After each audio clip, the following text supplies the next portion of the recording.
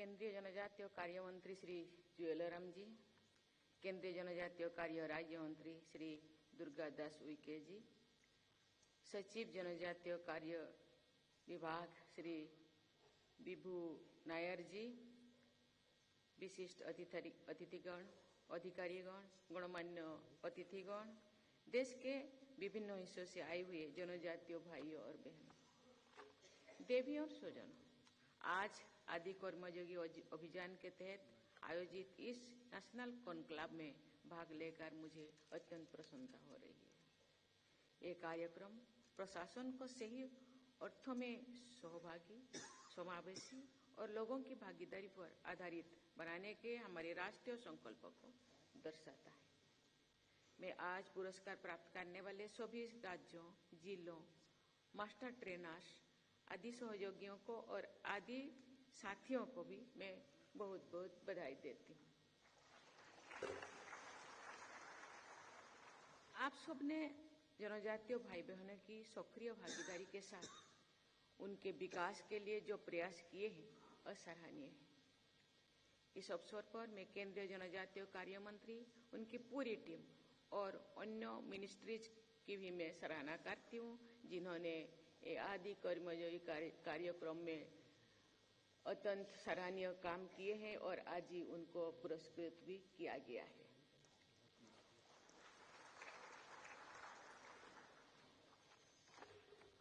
आदि कर्मयोगी अभियान इस परिवर्तनकारी सोच के साथ शुरू किया गया है कि प्रत्येक आदिवासी गांव आत्मनिर्भर और स्वाभिमानी बने। इस अभियान के माध्यम से ये सुनिश्चित करना है कि राष्ट्र के विकास की यात्रा में आदिवासी समुदाय की भी भागीदारी हो और विकास का लाभ भी सभी आदिवासी क्षेत्रों और लोगों तक पहुंचे।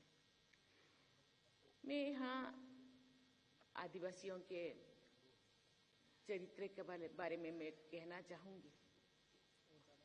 आदिवासी जो सदियों से इस भारत में रहते हैं, लेकिन आदिवासी का चरित्र ऐसे है, आज हम देश आजादी के 75 वर्ष से ज्यादा हो गया है, लेकिन आदिवासी अभी तक उसी जगह पे है जहां आदिम काल में थे, क्योंकि आदिवासी अपने स्वाभिमान से जीते। आदिवासी कभी किसी को मांगते नहीं, अपने अंदर ही वो उनके जरूरत क्या है वो खोजते हैं और जानते हैं ये डेमोक्रेटिक कंट्री है और वोट देते हैं, लेकिन मांगना कभी सीखे नहीं। उनके गांव में रास्ता है कि नहीं,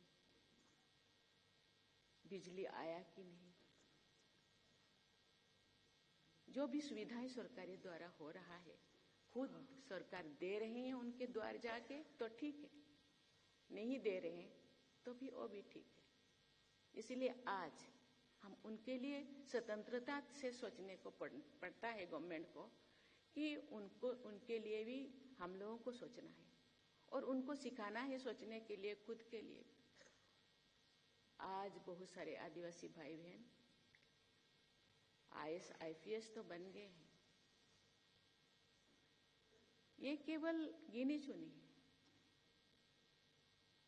बाकी ट्राइबल भाई बहन वहीं पे ही रहते हैं, खुद से अपने जीविका अर्जन करते हैं, खुद से खाते पीते हैं, लेकिन मांगते नहीं। लेकिन गवर्नमेंट नहीं देते हैं, लेकिन किसी के पास पहुंच रहा है, किसी के पास नहीं। आज गवर्नमेंट उनको आवास योजना के लिए तहत उनके लिए भी व्यवस्था किए है, लेकिन बहुत सारी चीजें हैं वो हम बोल नहीं सकते, क्योंकि वो आते नहीं, मीटिंग आते नहीं, उनके नाम इंक्लूड नहीं किया जाता, लेकिन बार बार वो कट जाते। इसलिए गवर्नमेंट आज स्वतंत्रता से स्पेशली उनके लिए सोच रहे हैं। उनका घर होना चाहिए, उनके बच्चे स्कूल जाना चाहिए, उनके गांव पे रास्ता होना चाहिए, बिजली होना चाहिए, पानी होना चाहिए। स्वतंत्रता से हमको सोचना चाहिए और उनको सिखाना चाहिए, कुछ बोलना सीखे, खुद के लिए, खुद के समाज के लिए कुछ करना सीखें। हम लोगों को सहयोग करना होगा और उनको भी शामिल करना होगा इसी कर्मों में, और उसको सिखाना होगा कि हर रोज उनके लिए सोचना गवर्नमेंट का ही काम केवल नहीं है, खुद का भी काम है कि खुद के लिए सीखना और समाज के लिए सीखना चाहिए। आज इसीलिए गवर्नमेंट ने ये आदि कर्मयोगी योजना शुरुआत किए हैं। मुझे लगता है इसी से आज जो हम सपने देख रहे हैं 2047 तक देश को हम एक विकसित राष्ट्र बनाने के लिए उनका भी सहयोग होना चाहिए, क्योंकि आज 10 से 15 करोड़ आदिवासी जो पिछड़े हो गए उनको भी साथ में लेना चाहिए, और केवल साथ में लेना चाहिए नहीं, उनको भी सिखाना चाहिए, वो भी खुद आगे बढ़ना चाहिए। इसके साथ ही आदि सेवा पर्व का भी शुभारंभ किया गया है। आदि सेवा पर्व में ट्राइबल विलेज विजन 2030 डॉक्यूमेंट्स भी तैयार किए गए। ये डॉक्यूमेंट्स जनजातीय समाज के लोगों की जरूरतों और आकांक्षाओं पर आधारित है। मुझे विश्वास है कि आज जो ट्राइबल एक्शन फ्रेमवर्क बनाया गया है वो हमारे जनजातीय भाई बहनों के विकास और देश के विकास में महत्वपूर्ण भूमिका निभाएगा। इस अभियान के अंतर्गत मुझे भी देश के विभिन्न राज्यों में जनजातीय समुदाय के भाई बहनों से उनके अनेक अवसरों पर संवाद करने का अवसर मिला है। आदिवासी समुदाय के प्रतिनिधि जो अलग अलग कार्य क्षेत्र में जुड़े हुए हैं वे राष्ट्रपति भवन में आए और उन्होंने अपने विचार साझा किए। जमीनी स्तर पर सरकारी योजनाओं को लागू करने में जो चुनौतियां हैं उनके बारे में भी उन्होंने बताया।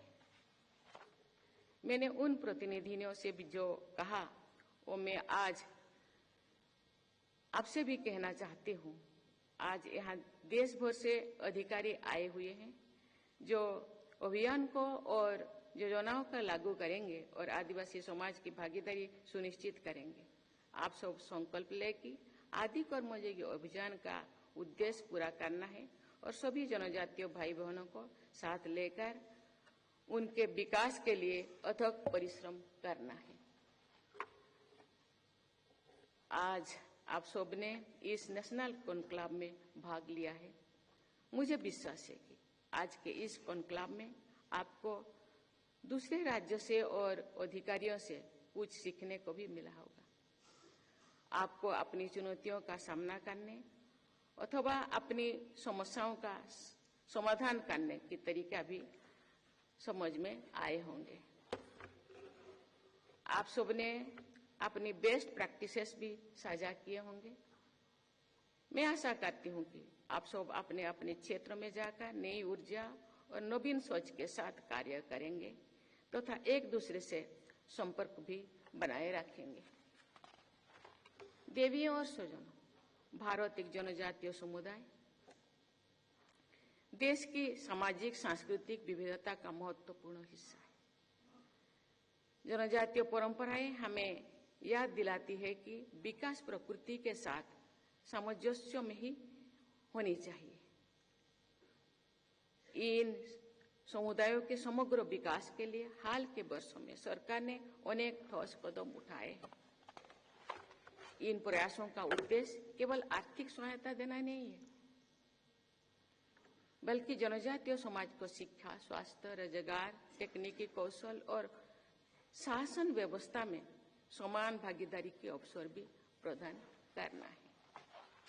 सरकार ने जनजातीय क्षेत्रों में आधारभूत सुविधाएं का तेजी से विस्तार किया है। सड़क, बिजली, स्वच्छ जल, स्वास्थ्य केंद्रों और विद्यालयों की पहुंच बढ़ाई गई है। शिक्षा के माध्यम से जनजातीय युवाओं को मुख्य धारा में जोड़ने के लिए आवासीय विद्यालयों और छात्रवृत्ति कार्यक्रम की व्यवस्था की गई है। कौशल विकास और स्वरोजगार योजनाओं से पारंपरिक कारीगरी, हस्तशिल्पी और उद्यमिता को नई दिशा मिली है। इन प्रयासों से न केवल आजीविका के साधन बढ़े हैं, बल्कि आत्मविश्वास और आत्मनिर्भरता की भावना भी मजबूत हुई है। देवियों और स्वजनों, आदि कर्मयोगी अभियान के द्वारा ग्राम सभाओं और समुदायों के नेतृत्व वाली संस्थाओं को सशक्त बनाने से जन भागीदारी की भावना को मजबूती मिली है।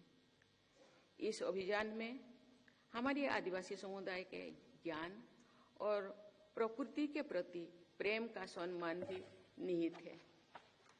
देश भर में आदि सेवा केंद्र की स्थापना स्थानीय शासन को मजबूत करने की दिशा में एक महत्वपूर्ण कदम है। ये केंद्र सिंगल विंडो फैसिलिटी सेंटर्स के रूप में कार्य करते हैं। देवियों और स्वजनों, मुझे ये जानकर बहुत खुशी हो रही है कि प्रगति के साथ साथ जनजातीय समाज की संस्कृति, परंपराओं और ज्ञान के संरक्षण पर भी ध्यान दिया जा रहा है। आदि संस्कृति जैसे पहल ये दिखाती है कि सांस्कृतिक पहचान और आर्थिक प्रगति दोनों ही विकास के पूरक स्तंभ है। जनजातीय विरासत को डिजिटल टेक्निक से जोड़कर पारंपरिक ज्ञान को संरक्षित भी रखा जा सकता है और उसका प्रचार प्रसार भी किया जा सकता है। हम सब जानते हैं कि यहाँ 1500 से ज्यादा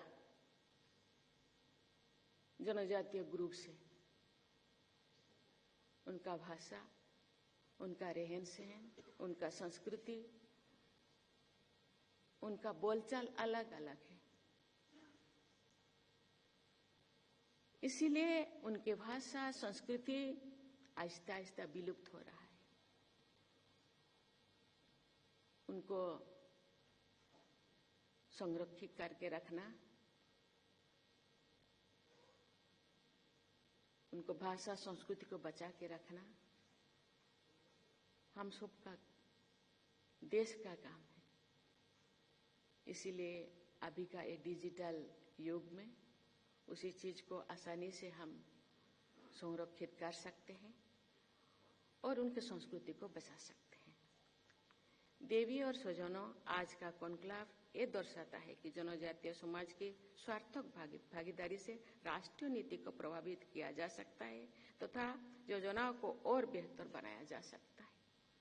मुझे विश्वास है कि आदि कर्मयोगी अभियान एवं पीएम जनमन, धरती आबा जन भागीदारी अभियान और धरती आबा जनजातीय ग्राम उत्कर्ष अभियान जैसे सभी अभियानों के माध्यम से जनजातीय समाज का कल्याण सुनिश्चित किया जा सकता है। हम विकसित भारत के लक्ष्यों की ओर बढ़ रहे हैं। इस यात्रा के दौरान हमें ये याद रखना है कि देश और समाज की वास्तविक प्रगति समाज के सभी वर्गों के विकास में निहित है। सामूहिक विकास, सर्वांगीण विकास करने के लिए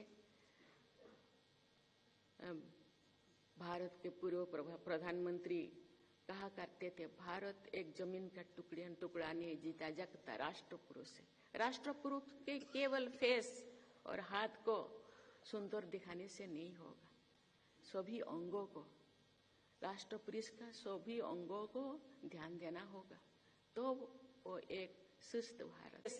और हाथ को सुंदर दिखाने से नहीं होगा, सभी अंगों को, राष्ट्र पुरुष का सभी अंगों को ध्यान देना होगा, तो वो एक सुस्त भारत, सुस्त राष्ट्र पुरुष कहलाएंगे।